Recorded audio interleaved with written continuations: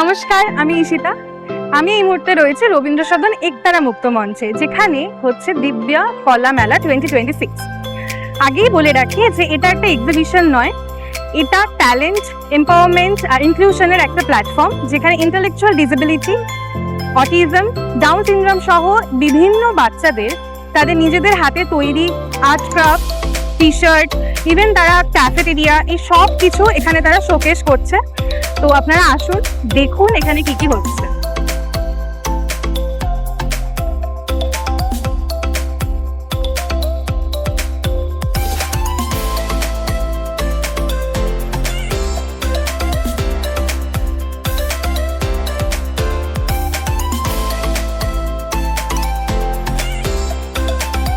নমস্কার, আমি অ্যাডভোকেট সিদ্ধান্ত ঘোষ, ফাউন্ডার অপরচুনিটি।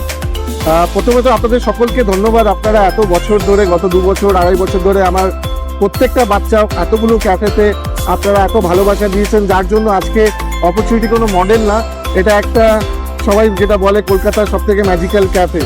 কিন্তু আজকে আমি অপরচুনিটি ক্যাফের জন্য আপনাদের সামনে আসিনি। আমার কারণ হচ্ছে আমি এই এক সুন্দর জায়গায় এসেছি আমাদের নন্দনে, যেখানে দিব্যাংদের বা পিডব্লিউডিতে, পার্সনস উইথ ডিসেবিলিটিতে একটা মেলা হচ্ছে।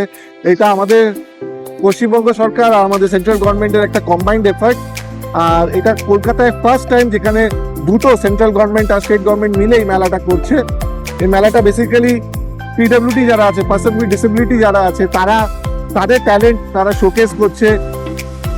বহু বাচ্চার বহু ট্যালেন্ট, যেখানে আমি দেখে মুগ্ধ কি কত বাচ্চা কেউ মাস্ক বানাচ্ছে, কেউ টি শার্ট বানাচ্ছে, কেউ কুর্তি বানাচ্ছে, কেউ শাড়ি বানাচ্ছে, কেউ ব্যাগ বানাচ্ছে, কেউ মশলা বানাচ্ছে।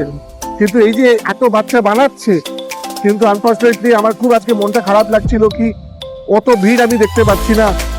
তো আমি ভাবলাম কি আমাদের ক্যাফের যারা ভিউয়ার্স আছে, আমাদের ক্যাফেকে যারা ভালোবাসে, আমি তাদেরকে একটা রিকোয়েস্ট করি কি এই মেসেজটা সবাইকে ছড়াতে, কি এখানে নন্দনে এরকম একটা মেলা হচ্ছে যেখানে এই বাচ্চারা নিজেদের প্রতিভা সবাইকে দেখাচ্ছে কি ওরাও আপনারা আমাদের মতন ভালো কাজ করতে পারে আর সুন্দর ফিনিশিংয়ের সাথে কাজ করতে পারে। তো আপনাদের সকলকে আমার এটা রিকোয়েস্ট রইল কি আপনারা আগামী 22 তারিখ অবধি সকাল 1টা থেকে বিকেল 7টা অবধি আপনারা আসুন, দেখুন এই বাচ্চারা কত ভালোভাবে কাজ করছে, কত কালচারাল ইভেন্ট আছে, অনেক কিছু হচ্ছে। তো রিকোয়েস্ট থাকবে আপনাদের সকলকে আসার জন্য।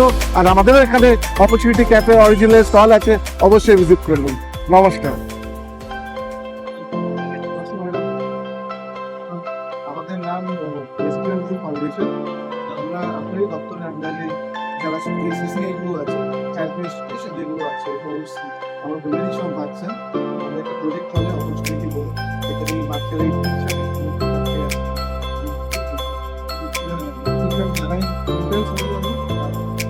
বাচ্চারাই বানায়। মানে আমরা অনেক জায়গায় ডিস্ট্রিবিউশন গভর্নমেন্ট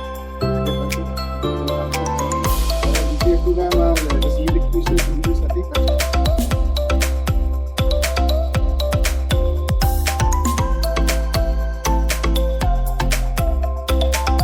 একটা কথা মনে রাখতেই হবে, ডিসেবিলিটি কখনো ট্যালেন্টকে ডিফাইন করে না। যদি একটা ঠিক প্ল্যাটফর্ম আর সাপোর্ট দেওয়া হয়, তাহলে এই বাচ্চারা নিজেরাই নিজেদের আইডেন্টিটি তৈরি করতে পারে।